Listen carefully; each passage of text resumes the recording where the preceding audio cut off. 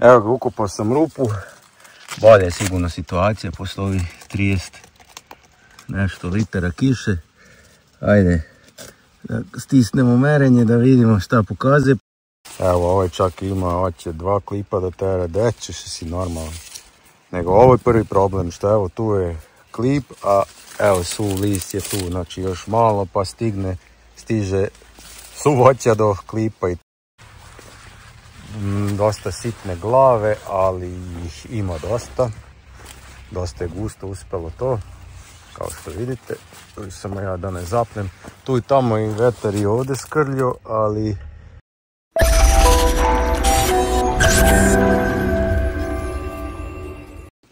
It's raining man, alleluja. It's raining man, amen. Ajmo onda redom.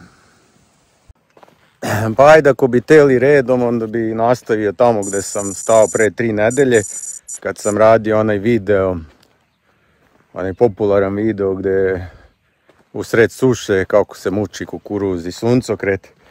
Tako da evo, među vremenu palo je ukupno nešto sitno preko 30 litara kiša. Ovo što ste vidjeli tu na početku, to je samo u jednom danu, utorak, sreda, danas je nedelja. Znači to je bilo i utorak i sreda je palo tih 12-13 litara koliko i praznio sam pre toga, znači ukupno 31-2 litre kiša, tako sam otprilike ja računao i to bi bilo dovoljno, ali da nije bilo onih 40 dana bez kiše. Tako da, jest da je palo sad ova kiša, ali naneta je prilično velika šteta kukuruzu, a i suncokretu. Tako da, ajde vidimo šta možemo, u stvari ajde došao sam sad da vidim šta može da se izvuče iz ove sezone, što se tiče kukuruza i suncokreta. Idemo odmah unutra, negde u sredinu ove parcele. Idemo ona moja metodologija, ašov, merač za vlagu, špakla, čisto malo bolje da vidim. Idemo na neki 30 cm da ukopamo, da vidimo koliko vlagi ima, čemu da se nadamo, pošto ok, klipovi su krenuli. Ima na nekih 90% ima klipova, ali treba tu sad da nalije zrna. A ako nema vlage, onda možemo da se slikamo. Tako da ajmo tamo unutra u sredinu da vidimo, da procenimo da li će biti dovoljno vlage za nalivanje zrna. Evo ga, ukopao sam rupu. Bolje je sigurno situacija posle ovih 30 nešto litara kiše. Ajde, da stisnemo merenje da vidimo šta pokazuje. Prošli put je pokazivalo 22%. Kad sam bio pre 3 nedelje. Ajde vidimo koliko je sad. 51%.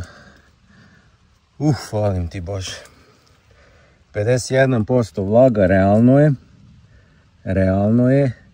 I to je dobro. Sve od 50% je dobro za napredak. Čekaj. Za napredak, kako se zove, biljke. Znači minimum 30% da može da preživi, a od 50% se može računati da može da se razvija. Po nekim mojim iskustvima, sad nije to da neka stručna literatura to piše, to po nekim mojim iskustvima. Evo ima klipa maltene svugde je krenuo, samo nalivanje će biti problem.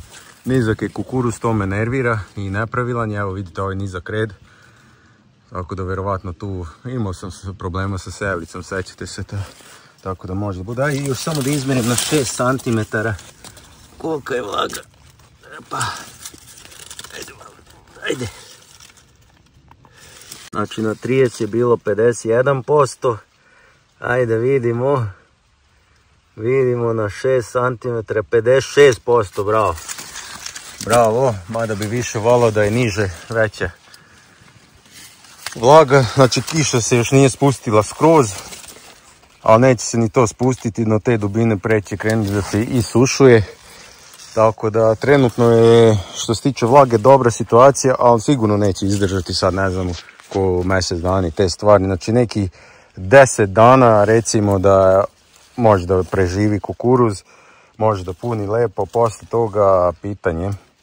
Kao što vidite ima štete i od vetra, ne znam koliko vidite, znači iskrljio je vetar nekih 5% ovako po prvim procenama kako vidimo, ovako se ne vidi, ali na nekim parcelama imate i baš i veću štetu, to ću vam objasniti.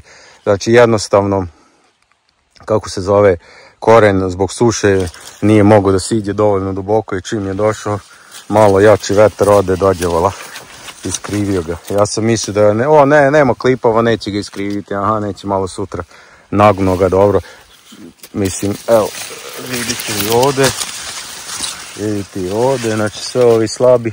Je krenuo onda se ispravlja, onako bez veze, ukrivo se ispravlja, vuče na gore, a dole donji dio je ostao kriv. Tako da i tu ima štete nekih 4-5% maksimale.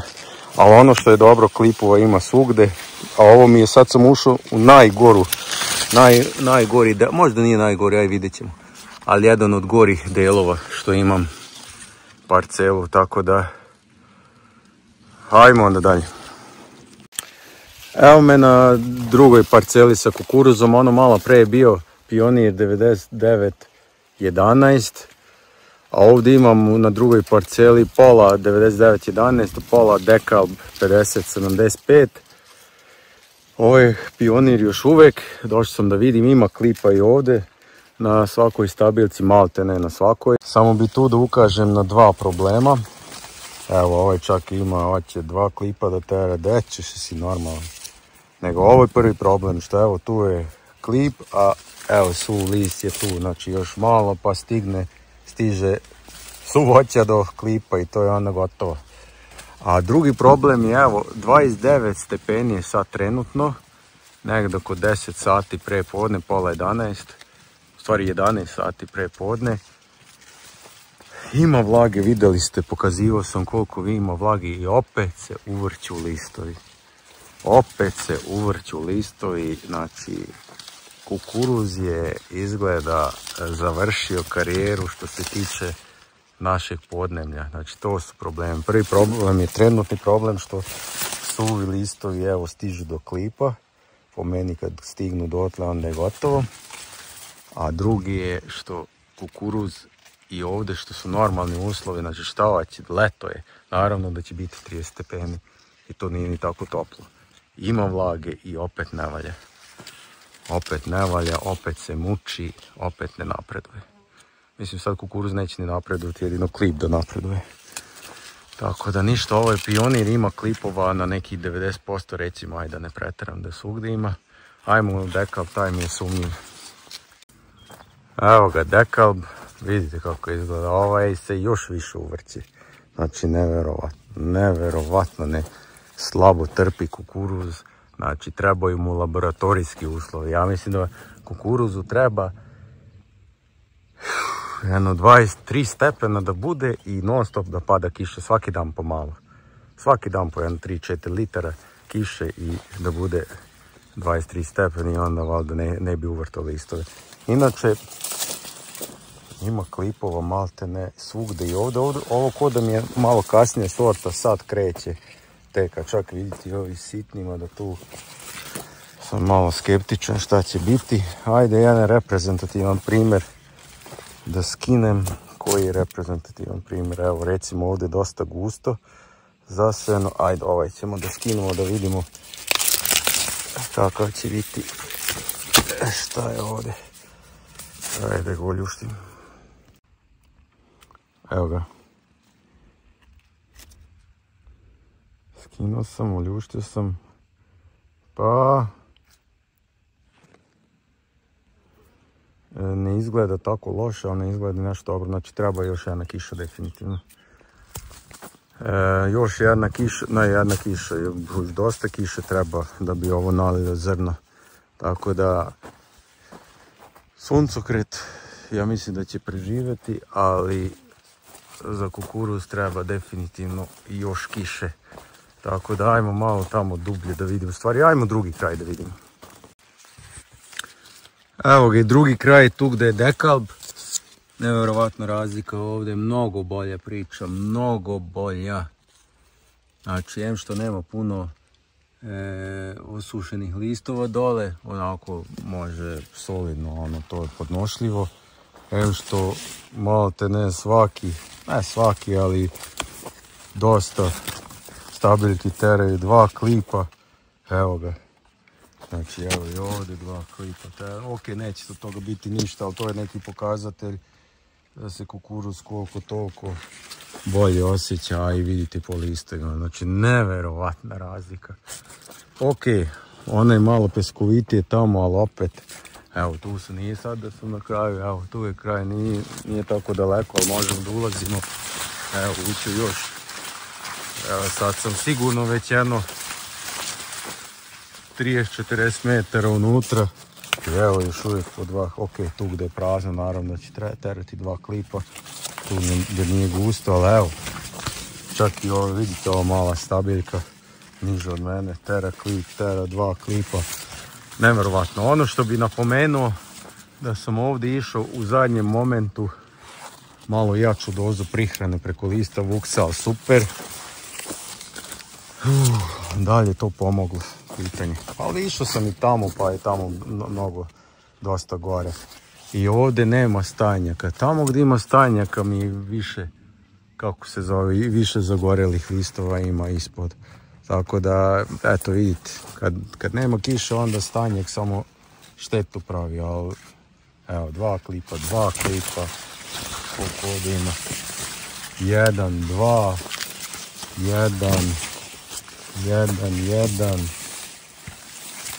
2, 2, znači malo te ne, pola stabiljki teraju po 2 klipa, znači ovdje se mnogo bolje osjeća dekalb. Nevjerovatna razlika u dekalbu, zavisno od mjesta gdje sam. Evo ga, pomerio sam se tu na ovaj drugi deo gdje je bačen stajnjak i ovdje je već slabije. A moguće, sad ne sjećam se tačno, ali ja mislim da sam i ovdje baš zbog stajnjaka manje bacao. Tu gdje ima stajnjaka manje sam bacao veštačko đubrivo, a gdje nema tamo sam više bacio. Tako da moguće da je i to, kako se zove, uticalo, ali ja sam uvijek za to da se više ide na neke prirodne metode nego na veštačko đubrivo, mada mora veštak da ide definitivno, inače nema ništa od roda. Tako da ništa, evo ovdje je već nešto slabije, ali isto ima klipa svugde, ponegdje i po 2. Znači dekalb mi je totalno nejasan, na nekim mjestima je katastrofa, na nekim mjestima je maltene najbolje tu u ovom ataru, tu u mom delu. Tako da, ništa, evo ovdje vidite kako je ovdje slabo, pored suncokreta komšijskog. Tako da ništa, ajmo kad smo već kod suncokreta, idemo na suncokret. Ajde onda krenemo sa suncokretom. Opala! Izvuko se suncokret. Ima štete i ovdje, da se razumemo. Ima štete, ali ima i suncokreta, što je najbitnije.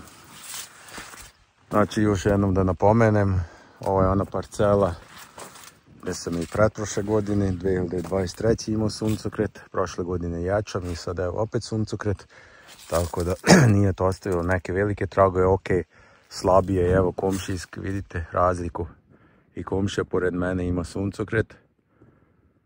Tamo su veće glave u svakom slučaju, ali ima suncokreta, to mi je najbitnije. I to mi je najbitnije što nije bila loša odluka da sam suncokret sejao ovdje umjesto kukuruza, pošto ovdje sigurno ima više zarade ovako kako vidimo ovako sad, nego na kukuruzu ove godine. Nizak je suncokret, meni nešto preko lakta ovdje, ima tamo početak kod kanala, tamo je skoro ko ja, ali to mene interesuje ovaj većinski deo. Malo više nego lakta, male su glave, ali dosta sam ja gusto sejao na 23 cm. I moguće da je i to doprinalo da budu male glave, ali šta da kažem, nekih 20% umanjenje roda zbog loše taktike, kako ja vidim ovako u startu, i nekih 20% recimo zbog suše, tako da 40% manje rod od maksimalnog. Znači, šta ja znam, 1500 kg po jutru bi trebalo ovdje da bude, ajde, po mojim nekim prvim procenama, ali ok, to su samo procene, naravno, ali definitivno ne govorimo o nekoj katastrofi ovdje govorimo o slabijem rodu zbog taktike i zbog vremenskih uslova. Tako da nema tu dalje, idemo odmah na sljedeću parcelu da vidim ove ostale što sam kao malo bolje uradio. Evo ga druga parcela, onu koju sam oreo početkom aprila pre setve. Tako da ista priča, dosta sitne glave, ali ih ima dosta. Dosta je gusto uspjelo to, kao što vidite. Samo ja da ne zapnem. Tu i tamo i vetar i ovdje skrljio, ali nije strašno. Generalno ne izgleda ovo loše, možda čak i za nijansu bolje što se tiče listova koji su podgoreli. E sad, kažem, male su glave, ali možda su semena, kako da kažem, dugačka, pa ne bude tako veliki ispad u rodu. Ali generalno ovako na prvi pogled sam zadovoljan ako izuzmemo u obzir, ako ne uzmemo u obzir da je prilično nizak suncokret. Neki kažu da i ne treba da bude visok, ja kažem da treba da bude moje visine. Onda sam imao rekordne rodove kad je bilo moje visine. Tako da, šta je to, je Pionir LE99. Taj hoće, kad puno kiša, hoće da naraste i preko 2 metra pa da budu sitne glave. Hoće da ostane ovako nizak kad nema kiše, tako da šta da vam kažem. Ništa, ne bi ovdje da komentarišem, još da izbaksuziram nešto, ajde idemo na zadnju parcelu. I evo ga treća parcela, zadnja sa suncokretom. Ne bi rekao da ima nekih velikih razlika, možda je ovaj najbolje, ali za neku nijansu je najbolje. Ko da se malo očistilo od ovog divljeg sirka rizomskog. Ko da je malo pobeđio suncokret, sirak. Vidite visinu otprilike. Isto nisu neke velike glave, ali isto gusto. Znači malte ne sve isto na sve 3 parcele. Onaj drugi kraj je slabiji. Sad malo pre sam tamo bio. Tamo je peskovitije i šta je, znam, nekako sve onako bez veze izgleda. Ali evo vidite, više od pola je ovdje ok. Tako da što se tiče suncokreta, jedino neki vetar može da me tu da mi pokvari planove sa suncokretom, inače ovo će biti ok. Problem će vjerovatno biti cena, pošto jako puno ima zasejanih površina pod suncokretom. Svi su skontali da jedino to može još nešto da uspe. Kukuruz možemo da se slikamo sa kukuruzom, tako da jedino to može da bude problem, ali inače rod je onako ok, naravno ima štete do 40%, kako ja računam sad, kako ja vidim ovako do 40%, znači manje od 40%, na većem delu, na nekim delovima ima, ajde recimo 40%. Tako da to je to što se tiče suncokreta. Znači ajde onda jedan generalni zaključak ovako, posle 40 dana teške suše i posle nekih nakon toga 30 litara, 31-2 litre kiše. Što se tiče suncokreta, suncokret će preživjeti ako ne dobije više ni kap kiše. Znači suncokret će preživjeti i napunit će koliko toliko zrna i bit će neki rod od nekih 1500-600 kila po jutru. Koliko je to po hektaru, šta ja znam. Manje od 3 tone po hektaru, između 2,5 do 2,5 tone maksimala po hektaru. Ali ako bude kiša, onda možemo očekivati nešto bolji rod, mada ne nešto drastično. Možemo zaboraviti na neki maksimalan rod. Posle 40 dana suše ne može ništa da se očekuje. A što se tiče kukuruza, tu definitivno treba još kiše. Znači puni zrna, ima sad vlage, ovo što smo vidjeli, ima vlage za nekih nedelju dana, maksimala 10 dana, maksimala. I onda će krenuti da propada. Tako da danas je, koji je danas, ne znam ja, 12. 13. tako nešto.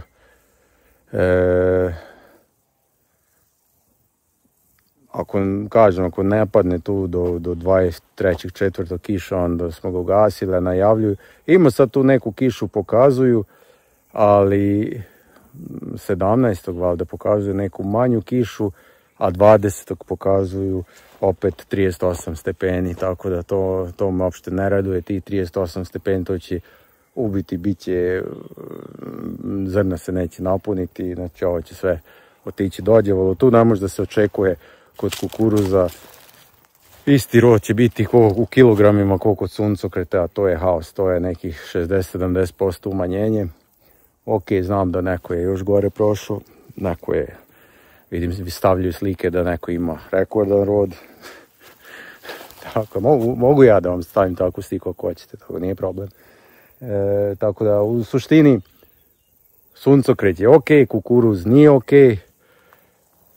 Računam da će imati na kukuruzu gubitak, ali nadam se da ono što sam imao na ječmu plus i suncokret što će biti, da će na kraju sve ukupno biti pomozi Bože. Tako da u svakom slučaju što se tiče kiše, pomozi Bože da padne još 2 puta kiša, minimum još jednom, ali dobro bi bilo još 2 puta.